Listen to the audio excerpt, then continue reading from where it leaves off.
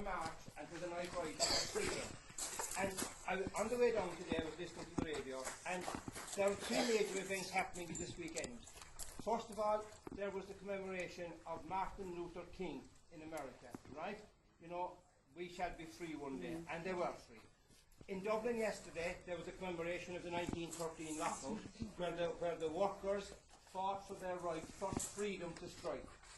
And then there was the night ride, where William Burke left Cork and came to get Daniel O'Connell. And what you have done today is you have commemorated that event.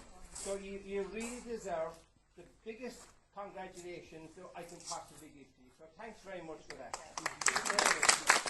The second thing I want to say is that if you just look over there, you'll see the oratory. That was Daniel O'Connell's oratory. And what I want you to do now is I want you to imagine, transport yourself back to that morning in October in 1829, when William Burke came here to meet Daniel O'Connell. And I was trying to say what would I say about that. So instead I said, let's see what Sheehan said about it. And this is what Sheehan said. On that momentous Sabbath morning, O'Connell was at breakfast, having heard Mass in his private oratory, when it was announced that a man, quite exhausted after a night ride of 90 miles, wished to see him on urgent business. He was decidedly unwilling to be dragged from his peaceful retreat. So he came out anyway, and he said the moment he heard of this night ride, he ordered the young man to be brought to his library. Here young Burke, whose ancestor is here with us today, here young Burke, face to face with the man whose image was before him all night, blurted it out. He said, I left Cork last evening at nightfall, and I rode 90 miles to meet you, councillor.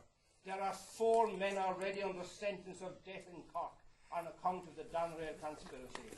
There are 17 more to be tried, amongst them my brother John. If you don't come, Doherty will hang every mother's son of them. Here are 100 guineas. I'll come back to that. If you come, all men are saved, and you'll have the blessings of their mothers and their wives forever. Briefly, O'Connell, touched with this signal proof of public confidence, signified his assent. Burke turned with light in his eyes to remount his jaded horse and ride back with the glorious news. But this O'Connell would not allow. He said, there's plenty of time. Rest here for the day, and in the evening we will leave tomorrow. Now, the 100 guineas. The important thing about the 100 guineas is this. The night before Burke set out on the night he set out on the night ride, he knew there would be a fee. And the poor people of Doneraile, who were assembled in Cork in support of their family, they put their hands in their pockets and they gathered the 100 guineas. They gathered the 100 guineas. And I think that's a tribute again to the people who supported their own who are in jail. So let's move it forward another little bit. Just one more bit and I'll finish then. On the Monday morning, what was happening in Cork for the weekend? And there's a lovely piece of social history in here.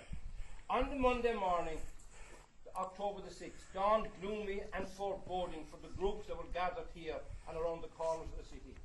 The judges had spent the Sunday at Fota Island, where they were entertained by Mr. Smith Barry. But the people, that's the prisoners' friends, they spent the same Sabbath in the churches, hearing Mass and praying the Lord God of justice to show justice to those who were accused.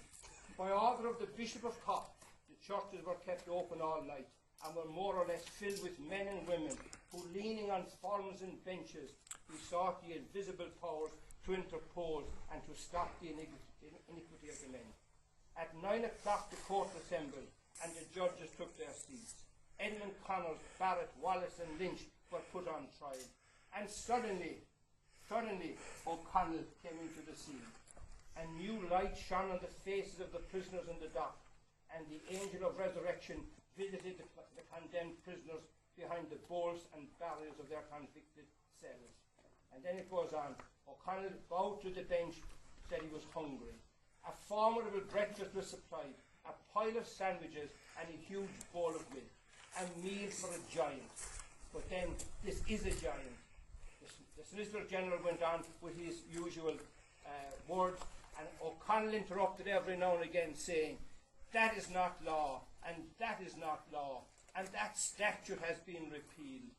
And then he said, how can facts be false? And that was the key to turning all the weaknesses, and where he turned the tables on the justice.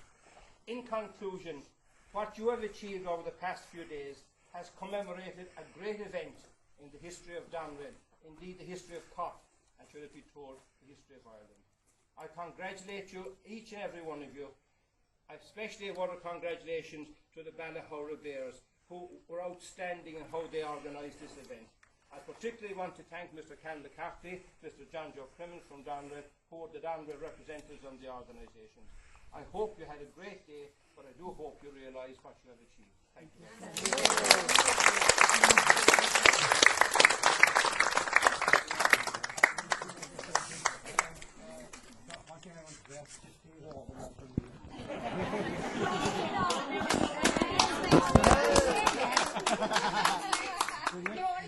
You asked the question, what next? You can see and walk on the 6th of October. It will be on the watch list, but spread around by what the motive will. So that's it. Thanks.